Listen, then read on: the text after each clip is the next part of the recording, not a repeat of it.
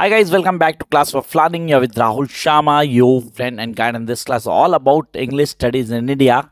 MEG 10. Yes, I'm talking about MEG 10. The last preparation for the student, those are preparing for the December T examination. So how to complete this paper in a short span of time? The big question that comes to the mind of each and every student, that how going to clear this particular paper in that limited period time. अब सब ये limited period time में हमारे पास काफ़ी सारे questions हैं. We need to clear this along with this paper have a problem because we don't have any short of story in this particular paper. Sir ना तो हमारे पास कोई स्टोरीज हैं, ना ही मैं बोलूँ प्लेज हैं, ना मेरे पास पोइट्री का पार्ट है जिसको मैं आराम से क्लियर कर लूँगा, मैं पेपर को क्रैक कर लूँगा. Need not to worry, I make something for you guys. this is all about the paper. आप कहते हो सर इसको पूरा करना है हमने. yeah, this is all about English studies in India. Yes, this is all about English studies in India. Here you can see in my hand I have the certain notes that contain all expected question with answers for the examination. इसके अलावा आपको कुछ नहीं करना, not even a single thing. Yes, you need not to do even a single thing except this, and I can bet over it that the entire paper would come from it. Entire paper, not 20, 30 or 80%. Complete 100% paper you're going to get from this notes. आपने कहा yes, these are the final notes for your this summer examination. So first we need to clear the concept. कई सारे student हैं जो कहते हैं question मत बताओ सर, आप ना हमें कॉन्सेप्ट को क्लियर करो. तो ठीक है, हमने इसको बैफिकेट करते हैं अलग अलग पार्ट्स में. The first beginning is the beginning of Indian English writing. कहाँ से शुरुआत क्या थी? अब काफ़ी सारे स्टूडेंट हैं जो मुझे बोलते हैं sir beginning of Indian English writing क्या थी, कहाँ से शुरू हुआ, उसके कॉन्सेप्ट क्या थे, हमें क्या क्या पढ़ना पड़ेगा. दो तीन चीज़ें क्लियर कर दो. Macaulay's minutes, I repeat Macaulay's minutes. Then Indian education policies. Sir Macaulay minute the one who introduce the Indian education policies, सबसे पहले वहीं से शुरू हुई थी कहानी. ठीक है, तो वो क्लियर करना आपको on typology. Yes, that must be on your tips. अगर वो ऑन टिप हो तो आप चीज़ों को क्लियर कर लोगे. अब मैक्ले मिनट में क्या था, उसमें मैक्ले ने जो आइडियोलॉजी फॉलो की थी उसको रूल आउट किया गया. फिर एजुकेशन स्कीम आई जिसको बोलते पॉलिसीज. सेकेंड कमीशन बोलूँ, मुदगल कमीशन बोलूँ, या बोलूँ द बेसिक एजुकेशन स्कीम बोलूँ, सर सारी की सारी डिफाइन की गई है यहाँ पे. पेपर में जो कन्फर्म आनी है वो हम सब जानते हैं कि मैक्ले मिनट आना ही आना है कन्फर्म, तो हमें वो ऑन टिप होना चाहिए. This what we guys have to do. तो ये करना ही करना है, इसमें कोई डाउट नहीं है कि यार ये हमें ऑन टिप होना चाहिए. चलो जंप करते हैं नेक्स्ट पॉइंट के ऊपर, जो पेपर के पॉइंट से इंपॉर्टेंट मैं उससे बताऊंगा. Decolonise the mind. I repeat, decolonising the mind. This is something very very important. You guys must not avoid this. ये ऑन टिप होना चाहिए. आपको बेसिक प्रायोरिटीज होती है ना आपकी कि यार हमें डी कॉलोनाइज द माइंड आना चाहिए. Sir decolonise the mind में अगर मैं मुल्क राजा आनंद की क्रिएटिविटी को लूँ, आई कैन स्पीक अप. या मैं बात करूँ sir decolonise the mind में, मैं एक थॉट प्रोसेस देता हूँ किसका, केन्या का, तो डिफाइन कर सकता हूँ. Yes I can do. Sir मैं महावीर को बताऊँ तो मैं उसके कॉन्सेप्ट को बताऊँ तो मैं उस पर बता सकता हूँ. What is decolonise the mind? That we guys get enslaved by mind. Sir ये तो हो गया ना, अंग्रेज चले गए, अंग्रेजी छोड़ गए, उस कॉन्सेप्ट को डिफाइन करता है डी कॉलोनाइज द माइंड. तो आपको ऑन टिप होना चाहिए. You need to work on it. इन कॉन्सेप्ट्स को ऑन टिप कर लेना है and then you able to identify each and every now. This is really required and you guys need to do. And then something very important जिसको लोग पढ़ते नहीं, that is different English.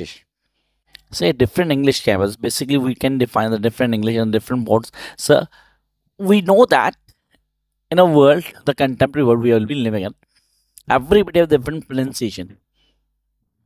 That different pronunciation refers to different English. Americans have different way of speaking. Indians do follow Americans. The Britishers have different. Australians have the different. Canadians have definitely different one. तो उसको highlight करता है, उसको हम बोलते हैं different English. American से Canadian English, उसको डिफाइन करा, उसके कॉन्सेप्ट को हाईलाइट करा है. How you going to rule out this, किन चीज़ों को क्लियर करना है, and how you going to clear each and every norm. This will work. आपने कहा ये कॉन्सेप्ट हमें क्लियर होना चाहिए. And then the major is evaluation of canons in Indian writing. Canon formation, I must say this cannon formation. Canon formation में question 100% होता है जो आपको ऑन टिप होना चाहिए. You need to clear canon formation question आना ही आना सर. अब जो कैनन फॉर्मेशन आना ही आना, तो हमें क्या आना चाहिए, हमें कौन कौन से कॉन्सेप्ट्स क्लियर होने चाहिए, किन चीज़ों को हम पढ़ेंगे ताकि हम हर चीज़ को ऑन टिप कर पाएँ, so that we can get according to our institutions. ये चीज़ें आपको ऑन टिप पहुंची ताकि आप आराम से क्लियर कर लो, फिर समझो क्या करना है, कैसे करना है, करने का तरीका क्या होगा और हमारे लिए क्या बेनिफिशियल है, इनको रूल आउट कर लेना आपने। The next one, prompts of teaching and learning English literature. यहाँ से एक क्वेश्चन 100% आएगा, आई रिपीट 100% आएगा from this part. Prompts of learning and teaching English. आपने कहा सर इंग्लिश लिटरेचर को पढ़ते हुए क्या प्रॉम्प्ट्स आती हैं? Lack of proper um, condition of class और the place of English, lack of information policies and all that, these are terms that you need to clear. Seriously बोलो तो it's a general question, it's a general question, you can give the answer in general way. Number नहीं काट सकता कोई भी examination, कोई भी examination यहाँ नंबर नहीं काट सकता। फिर एक क्वेश्चन मैं कंफर्म कर दूँ, क्वेश्चनिंग द कैनन, ये क्वेश्चन आएगा 100% एग्जाम में, 100%। I repeat, questioning the canon ये पेपर में होगा ही होगा, इसको आपने ऑन टिप कर लेना है। आपने कहा सर यहाँ पे जब मैं क्वेश्चनिंग द कैनन की बात करता हूँ, I am talking the different evaluation canon, क्योंकि इसका next part evaluation of canon है। Yes, evaluation canon in English writing, आप उसको रूल आउट करोगे। You guys need to clear the concept, क्या है, कैसे हैं, करने का तरीका क्या होगा, चीज़ें कैसे फॉलोअप करेंगे और हमारे लिए कौन सी सबसे इंपॉर्टेंट है जिसे हमें ऑन टिप करना है। इसके बाद आप बात करोगे ओरिएंटलिज्म की।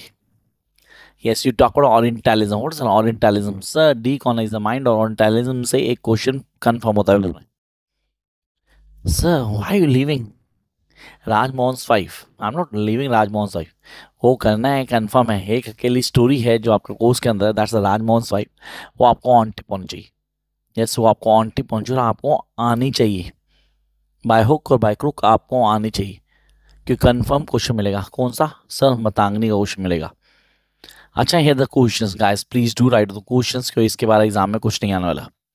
The first, what are the arguments used by T P Macaulay in his minutes on Indian education? I'm repeating the question. What are the arguments used by T.B. Macaulay in his minutes on Indian education to advocate the introduction of English in India? Yes, to educate or introduction of English education in India. Next one.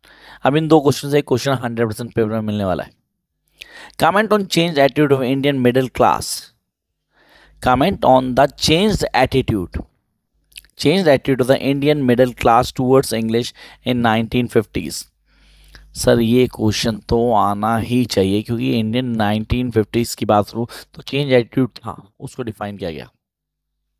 Give a detail account of character of Michael Madhusudan Dutt literary outputs in English. Sir इसके अलावा एक और बंदा है, Henry Derozio. Give a detail account of the characters of Michael Madhusudan Dutt literature और literary outputs in English. तो इसको clear कर लेना, ये डेफिनेटली आपके काम करेगा और एग्जाम में आपको पूरी तरह रिवील करेगा कुछ बेसिक्स को। नेक्स्ट वन, कहता write a short essay on links between imperialism and canon formation. Imperialism, you know the imperialism, how it works and how it rules with the canon formation. कहता ये question straight forward आएगा, कोई change नहीं होगा इसमें। How does said, I repeat, how does said define Orientalism? said कौन था और इसने क्या डिफाइन किया? पेपर में यही वर्ड्स होंगे, कुछ बदलने वाला नहीं है। How does said define Orientalism? What are the flaws or loopholes in said's argument? Now, do you seriously undermine his argument? You need to give the answer to this question. ये question paper में confirm मिलेगा and you need to clear each and every point. Next one, write a short essay on the importance role of English in modern India. से general question है पर ये confirm आने के chances हैं, जो आपको पता होना चाहिए कि क्वेश्चन आएगा और हमें तैयार कर लेना है। Next, mention the factors that let canon formation, comment on the effect of the canon on third world literature. Third world literature क्या थी, उसके कॉन्सेप्ट के कैसे डिफाइन करता है, उनको हाईलाइट करना है। The next we have, what are the issues and prompts, what are the issues and prompts in evolving a feminist canon in Indian writing. Say feminist canon in Indian writing, उसको clear करना है। Next जो मैंने बोला था अभी थोड़ी देर पहले, assess Toru Dutt literary output. assess Toru Dutt's literary output in English with reference to either the translation of his poetry or the work of some other peoples that you need to clear explain करना पड़ेगा। About the most awaited question from this particular paper, what do you understand by the concept of transgression? What do you understand by the concept of transgression in Bankim? Question mark.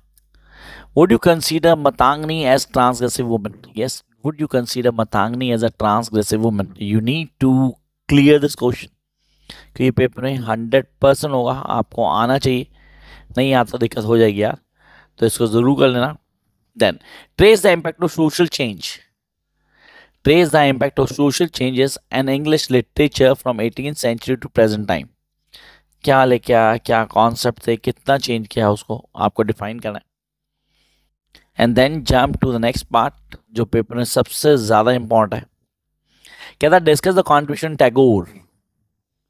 Discuss the contribution Tagore towards forming a new radical canon. Towards forming a new radical canon in Indian writing. अब regular Indian cannon क्या है, उसके concept क्या है, उसको कैसे करेंगे. फिर एक क्वेश्चन पे आता है जो मेरा ऑल टाइम फेवरेट में से है. Do you think that only Dalit born, I'm repeating the question. Do you think that only a Dalit born can write Dalit literature? इसको दूसरे वर्ड से only a Dalit can write on Dalit literature. इसको with example, try to give the example. मैं मुल्क राजान को ले सकता हूँ, उसके वर्क्स को डिफाइन कर सकता हूँ. I can do this easily. तो आपके लिए काम करेगा. Next, how does Nogi Wothongu? How does Nogi Wothongu's advocate decolonization of the mind with reference to African literature? इसकी बात मैंने की थी जब मैंने केन्या मेंशन किया था in the beginning when I'm talking about deconstruction. फिर राजा राममोहन का कंट्रीब्यूशन ध्यान रख लेना यार, उसका क्वेश्चन आता है, वो आपके दिमाग में होना चाहिए. Discuss Henry Doggio literary contribution to Indian English writing. I have mentioned about Henry Doggio. Hindu college का रोल भी है यहाँ पे, वो आपको ऑन टिप होना चाहिए कि क्वेश्चन बार बार पूछा जाता है, रेपिटेटिव वे में पूछा जाता है, तो you need to give the answer this one. Discuss some of the circumstances that led to the emergence of Indian English writings. I am repeating the question. Discuss some of the circumstances that led to the emergence of English writing by Indians. Next, bring out the link between language teaching and study of literary text. Language teaching क्या है और study of literary text क्या होता है, उसको highlight करना है. Now winding up this class with the one question. What is the relation between criticism and literature? Yes, along with this we have the certain questions, 5-6 questions more, जो मुझे लगा ज़रूरत नहीं है. आप खाली नोट्स को फॉलो कर लो तो और कुछ करने की जरूरत नहीं पड़ेगी. You just need to follow these notes. Wish you all the best guys.